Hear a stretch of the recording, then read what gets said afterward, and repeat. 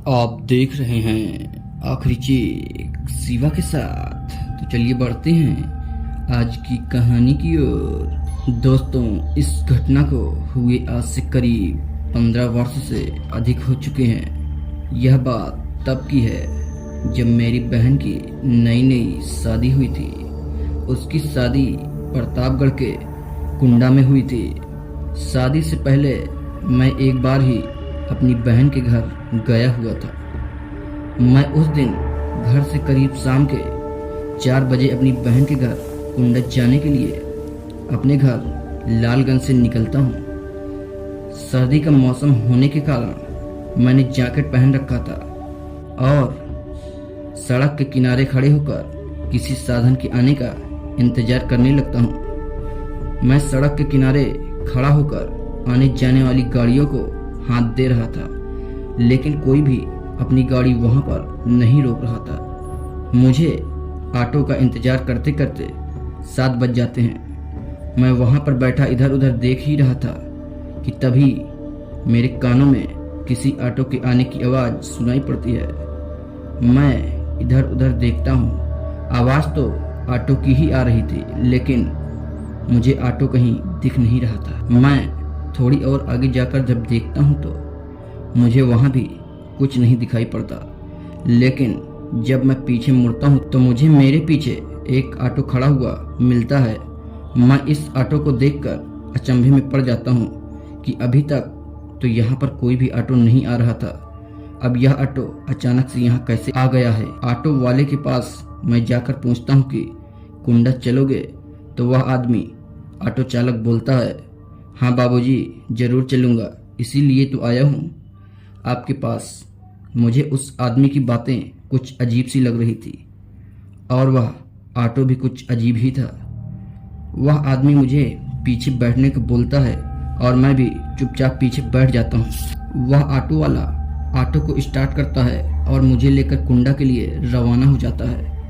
Auto अभी थोड़ी ही दूर गया था कि ऑटो वाले ने ऑटो को एक सड़क के किनारे पर लगाया और जेब से एक बीड़ी का बंडल निकालता है और उसमें से 2 बीड़ी निकालता है और दोनों बीड़ी को जलाता है जैसे वह किसी से बातें कर रहा हो, लेकिन मुझे उसके आसपास कोई और खड़ा हुआ दिखाई नहीं दे रहा था। मैं चुपचाप से उसके ऑटो के अंदर से यह सब देख रहा था। वह बीड़ी जलाकर सामने किसी को पकड़ाता है। वह बीड़ी हवा में उड़ रही थी। यह सब देखकर मेरे हाथ पांव फूलने लगते हैं। मैं डर के मारे थरथराने लगता हूँ। मैं सोचने लगता हूँ कि कहीं मैंने इस ऑटो में बैठकर गलती तो नहीं कर दी। मुझे लगता है यह कोई भूतिया ऑटो वाला है। मैं यह सब अपने मन में सोच ही रहा था कि तब तक वह ऑटो वाला ऑटो में आकर बैठ जाता है और मुझसे बोलता है, अरे बाबूजी, कहाँ खो गए? चलिए कुंडा चलते हैं। ऑटो कुंडा की तरफ चलने लगता है। तभी मैं अपने मन में डर को शांत करके उस ऑटो वाले से पूछता हूँ कि भाई साहब, आप किससे बातें कर रहे थे और वह बीड़ी कौन पी रहा था? उस ऑटो ड्राइवर ने कहा, क्या आपने उन्हें नहीं देखा जो बीड़ी पी रहे थे? अरे वो आपके पीछे ही तो बैठे हैं ऑटो में। जब मैं पीछे मुड़कर देखता हूँ तो ऑटो में पीछे वाली सीट पर सच में एक बूढ़ा बैठा बीड़ी पी रहा था। मुझे समझ में नहीं आ रहा था कि आज मेरे साथ क्या हो रहा था। मैं अंदर ही अंदर डर के मारे कांपने लगा था। मैं चुपचाप डर के मारे उस ऑटो में बैठा रहता हूँ। थोड़ी देर के बाद मैं कुंडा पहुँच जाता हूँ और जब मैं कुंडा के तिलौड़ी मोड़ पर उतरता हूँ तो वह बूढ़ा मेरे उतरने से पहले ही उस ऑटो से गायब हो चुका था।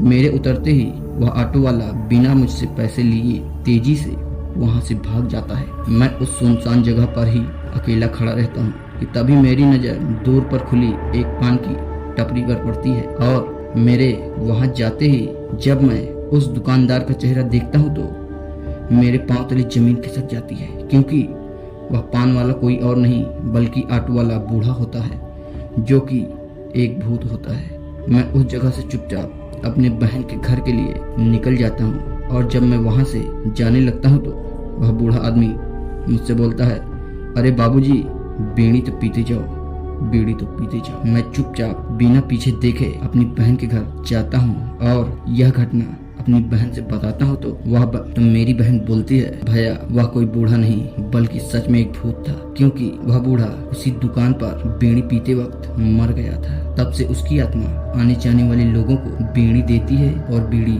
मांगती है। अगर आपको हमारी कहानी पसंद आए तो हमारे चैनल को जरूर सब्सक्राइब करें। धन्यवाद।